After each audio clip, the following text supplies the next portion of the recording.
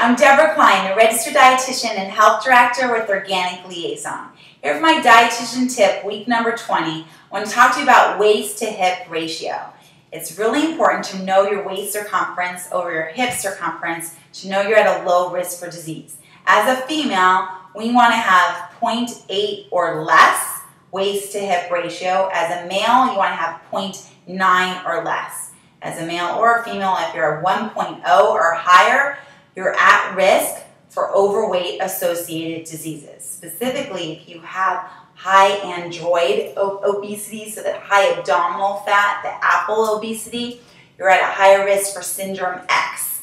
All those hypers, hypertension, hyperinsulinemia, hypertriglyceridemia, hypercholesterolemia, and higher inflammation. Inflammation is correlated with every single disease state out there. So you want to have a low waist to hip ratio. So this is how you measure it. For your waist circumference, you want to take a tape measure. I have a fun pink one.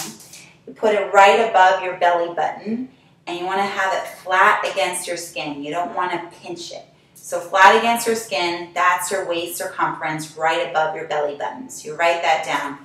And then your hip circumference is where your derriere, your tushy, protrudes the most. That's your hip circumference. So you wrap around where your derriere protrudes the most. That's what you write down for your hip circumference. And then take your waist circumference divided by your hip circumference to get your waist to hip ratio.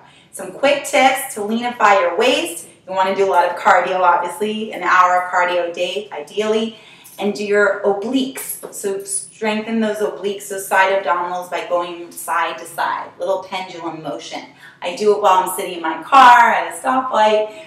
Go side to side, side to side. That's for your waist. And then a good thing to leanify your derriere is do some squats. So you go down and up, down and up. And make sure when you go down that you don't go have your knees above your toes. So you have your knees behind your toes. Okay, so when you squat down, have your knees behind your toes, lean back like you're leaning into a chair, and then stand up. And you want your derriere tight when you stand up.